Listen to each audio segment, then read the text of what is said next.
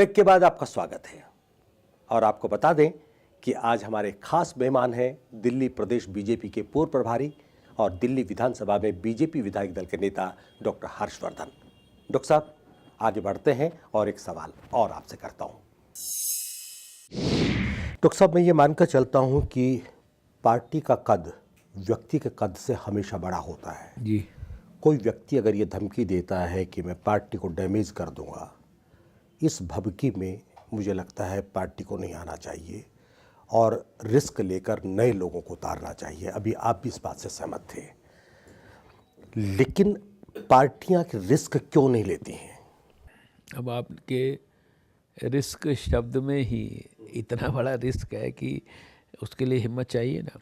एक तो हिम्मत चाहिए, दूसरा एक आसानी से जो हमारा एस्टैब्लिश्ड कैडर है उसको नाराज़ नहीं करना।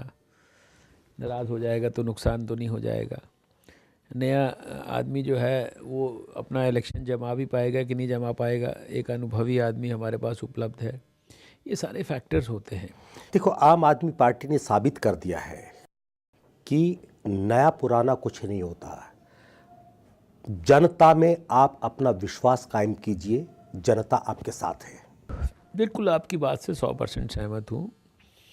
और यंग लोग, बड़ी संख्या के अंदर महिलाएं, समाज के हर वर्ग के लोग, ये सारे पढ़े लिखे शिक्षित वर्ग के लोग, सब प्रकार के लोगों का समावेश होना चाहिए। सबका एक प्रकार से योगदान होना चाहिए इस सारी प्रक्रिया के अंदर। पार्टियों में इसके लिए सोच चल रहा है, पार्टियों में इसके अनुरूप कुछ आगे बढ़ना भी शुरू किया गया है। ऐसा नहीं है कि सब कुछ पुराना ही चल रहा है। मैं जब राजनीति में आया तो मेरे इस क्षेत्र में बहुत एस्टैब्लिश्ड लीडर्स थे जो वर्षों से काम कर रहे थे। मेरा राजनीतिक क्षेत्र में, सार्वजनिक जीवन में कोई उस प्रकार का डायरेक्ट योगदान नहीं था, सिवाय इसके कि मैं एक संघ के स्वयंसेवक होने के नाते जो भी कुछ चुनाव के समय कंट्रीब्यूट करता था उतना ही था। लेकिन बड़े एस्टैब्लिश्ड पुराने लोगों के सामने हटाकर मुझे मेरी पार्टी ने मेरी इच्छा के विरुद्ध आगे बढ़ाया। तो मैं तो यही समझता हूँ कि पार्टी में ऐसा नहीं है, नए लोगों को भी आगे बढ़ाने की प्रथा है, बहुत लोगों को बढ़ाया भी जाता है। अब बहुत स्थानों पर कई बार एक्सपीरियंस को भी मेंटेन करना है, नए को भी लाना है। तो उस समन्वय के अंदर, उस बैलेंस के अंदर कभी कभी 100% स्थानों पर जो आइडियल है, नया है, वो बात व्यवहारिक नहीं बैठ पाती है। और उसका कभी कभी जब रिट्रोस्पेक्ट में देखो तो ऐसा लगता है खामियाजा भी भुगतना पड़ रहा है। कभी कभी बहुत बार जो जीते हुए लोग हैं, हम उन पर बहुत ज़्यादा विश्वास करते हैं कि वो पुराने हैं, अनुभवी हैं, लेकिन जनता भी कभी कभी बोर हो जाती है। जी बिल्कुल, वो भी नया चाहती है। तो पार्टियों को इसके बारे में चिंतन करने की ज़रूरत है। डॉक्टर साहब, हरियाणा में अपने लोगों को या आम मतदाता को क्या संदेश देना चाहेंगे?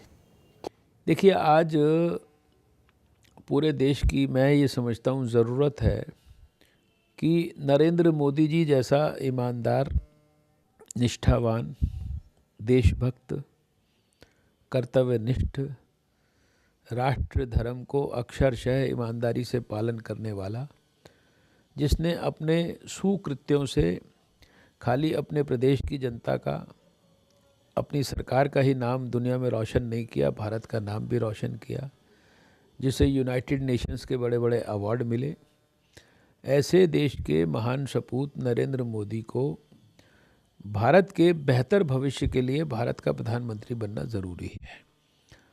और उनको भारत का प्रधानमंत्री बनाने के लिए सारे देश के सब प्रदेशों के सब लोगों को उसमें अपना कंट्रीब्यूशन डालना ज़रूरी है।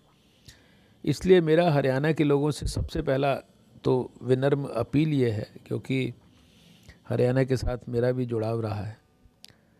मेरे दादा भी हरियाणा के अंदर हेडमास्टर थे। क्या बात है। और इसलिए मेरी विशेष उनसे अपील है कि आप देश के हित में भारतीय जनता पार्टी को और उसके गठबंधन को, हरियाणा जनहित कांग्रेस के गठबंधन को पार्लियामेंट चुनाव में जिताइए और फिर नरेंद्र मोदी जी जब भारत के प्रधानमंत्री बन जाएंगे तो फिर ये भी आवश्यक होगा कि हरियाणा में भी एक ऐसी सरकार बने जिसके साथ उनका तालमेल ठीक रहे, जिस सरकार को वो दिल खोलकर आशीर्वाद दें और वो सरकार भी उनसे दिल खोलकर आशीर्वाद ले सके, ताकि हरियाणा के अंदर जो वर्षों से प्रगति रुकी हुई है। कांग्रेस के लोग हमेशा कहते हैं कि आप उनको जिताकर उनके हाथ मजबूत कीजिए, लेकिन आप ये नहीं कहते क्योंकि वो हाथ का मतलब कुछ और निकलेगा है।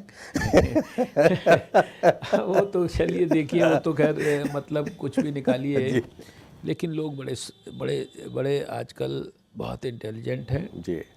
और मैंने ये देखा है कि इस देश में हम समझते हैं कि ये आदमी जो देखने में शायद कम पढ़ा लिखा है, ये तो क्या ठेठ गांव का आदमी है या ये तो गरीब आदमी है, इसको क्या इतनी समझ होगी। उसको अच्छे अच्छे पढ़े लिखे लोगों से ज़्यादा समझ है। बिल्कुल आपने सही कहा। और मैंने देखा हरियाणा के लोग राजनीतिक रूप से बेहद जागरूक हैं। जी जी, बेहद जागरूक हैं। मैं हरियाणा के लोगों से मिलता हूं तो मुझे बहुत कुछ सीखने को मिलता है उन लोगों से।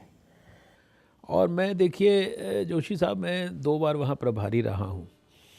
2002 में रहा, मैं उस समय राष्ट्रीय उपाध्यक्ष था, और अभी पीछे 2-1 साल रहा। मैंने ऐसा महसूस किया है कि जो हरियाणा में भारतीय जनता पार्टी का कार्यकर्ता है और जो हरियाणा की जनता है, उसमें बेहद पोटेंशियल है, बेहद जिसे कहते हैं आने वाले भविष्य के लिए संभावनाएं हैं। और उनका मन भी इस प्रकार का है कि वो भारतीय जनता पार्टी को या भारतीय जनता पार्टी के साथ जुड़ी हुई दूसरी जो नई पार्टी है हरियाणा विकास अपना जनहित कांग्रेस, जिसके साथ अभी हमारा गठबंधन है, तो हम उन दोनों को मिलाकर हम तो एक ही मानते हैं, परिवार है वो एक तरह से एक दूसरे के परिवार के अंग बन गए तो एक ही परिवार हो गया है। इसको लोगों के मन में उत्साह है। मैंने जो इतने दिन एसेस किया कि लोग मन से चाहते हैं कि ये जो संगठन है ये जीते। अब कहीं आज तक टेक्निकलिटी में कमी रही हो जिसके कारण कभी उस दिशा में, हालांकि ये गठबंधन बनने के बाद तो पहला चुनाव होगा, बड़ा चुनाव, पार्लियामेंट का एक चुनाव हुआ था, उसमें हम जीते थे, तो वातावरण बहुत अनुकूल है।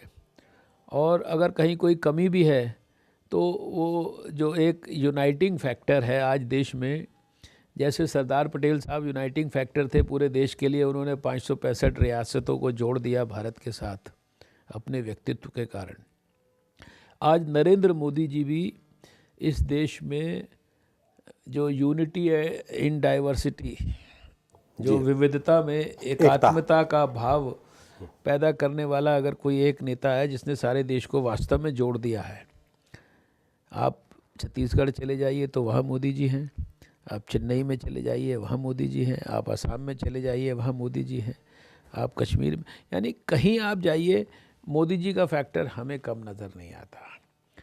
लोग जो आज तक उत्तर प्रदेश में जाति की राजनीति होती थी, जाति के आधार पर, पंथ के आधार पर वोट मांगने की प्रथा थी, आप उत्तर प्रदेश में अपने कैमरे को भेजिए, लोग जाति भूल चुके हैं, लोग देश की बात कर रहे हैं, नरेंद्र मोदी की बात कर रहे हैं, जाति से ऊपर उठ चुके हैं लोग।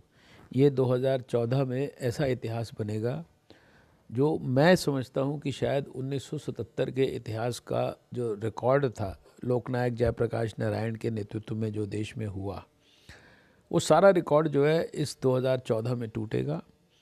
लोगों को कल्पना नहीं होगी, उससे कई गुना बड़ी भारतीय जनता पार्टी की और उसके सभी सहयोगी दलों की जीत होगी। नरेंद्र मोदी जी भारत के प्रधानमंत्री बनेंगे और उनके प्रधानमंत्री बनने के साथ ही देश के लिए एक नया द्वार खुल जाएगा। मैं हमेशा कहता हूँ ये देश हमेशा से विश्व गुरु रहा है, इसका अतीत बहुत गौरवमयी है और इसका भविष्य वो उससे भी ज़्यादा बेहतर होने का इस देश के अंदर पोटेंशियल है। वो भविष्य वक्ताओं की भविष्यवाणी भी है, वो नॉस्ट्राडेमस की भी है, स्वामी श्री राम शर्मा की भी है, महर्षि अरविंद की भी है, रामकृष्ण परमहंस जी की भी है, वो सबकी है और हम सबका सपना भी है।